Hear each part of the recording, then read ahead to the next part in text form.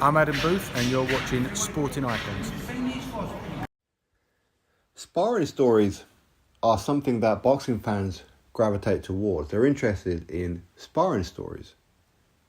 Who wouldn't love to see the footage of the spar between Tyson Fury and Anthony Joshua? Who wouldn't love to see some of the catalogues of footage that many fighters would have, legends and whatever else? Of course we would. Maybe Vladimir Klitschko and his library of footage when he knocked out Deontay Wilder and brought him to his knees in sparring. Of course we would. Many others, of course. Again, a lot of it is down to, because we want to know if it's true. All right? It is. And I think one of the reasons why boxing fans gravitate towards sparring stories is because there is an unwritten rule between fighters. What happens in sparring stays in sparring. We don't talk about sparring. Okay? It's like Fight Club, right? And when you're seeing two fighters who are going to fight each other, and maybe they're at a press conference, and they're talking about a spar that they once had. I knocked you out. I made you quit. I schooled you in sparring. Usually those spars happened some years before. So you would think experience and time and whatever else, the two fighters who were sat there at that press conference who were about to have a real fight are probably different fighters to when they had the spar. But again, in sparring, because they do so much sparring, you're going to have bad days to the point where you go into the gym to spar and you really can't be bothered with it today. Could be that you've had an argument with your partner. Could be you've just come back off holiday and it's your first spar for a while, or you've got an upset stomach, you've got a headache, one of your kids have just been born, one of your kids is sick, and there could be many, many different reasons. And every single boxer out there, amateur and pro, will have had bad spars, terrible spars, where they just couldn't deal with it, they just couldn't land, they just can't get it, they're not motivated for it, they're not feeling it, where maybe after a couple of rounds they've said, you know what, sorry guys, I've had enough. It happens. And again, sparring, you see a lot of boxing fans, if you're not around the boxing gyms and you don't see sparring up close and personal, especially like a professional fighters, you won't understand exactly what sparring is and what happens in sparring. And usually when a knockout happens in sparring, probably 99 out of 100 times, it's probably accidental. They didn't mean for it to happen.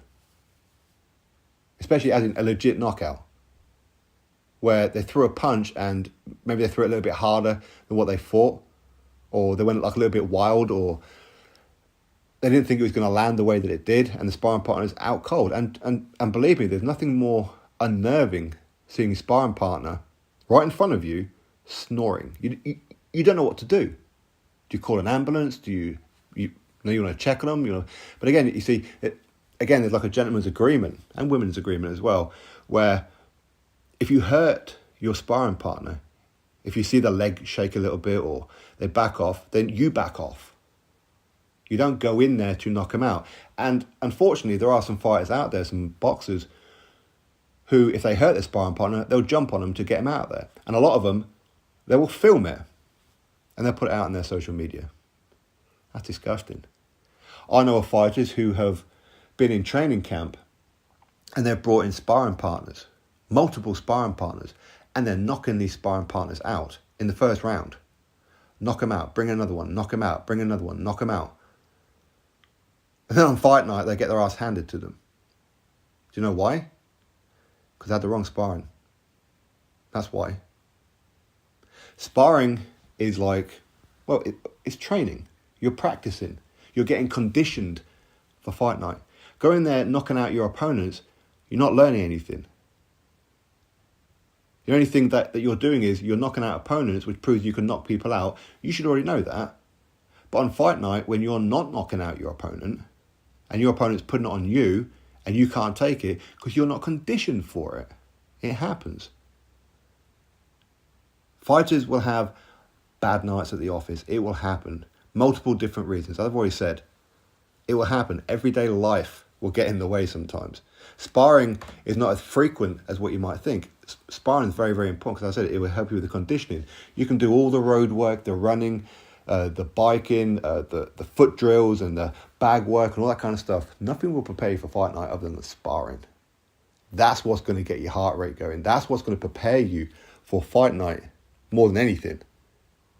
getting conditioned to be punched, getting conditioned and used to throwing certain punches and certain combinations because you've been practicing them in sparring.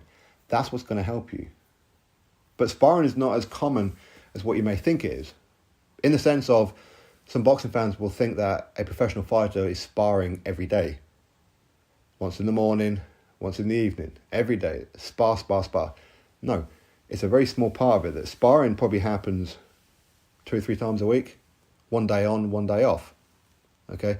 Because again, you have a spar, especially if it's a competitive spar, and they should be competitive spars. It should be. Now, you can do sparring every day if it's technical sparring, of course. But if it's proper sparring where you are quite literally hitting each other, because again, you have to get used to it. You have to get used to getting hit in the stomach and getting hit in the head. But you have to give yourself at least a day to rest up after that sparring. And I don't mean rest, do nothing. Just go do your bag work. Go do your running. And again, nutrition is a lot of the training camp in that as well. How you live. The sleeping, the resting, it's all important. Sparring is a small part of it, but a huge part of it, if that makes sense.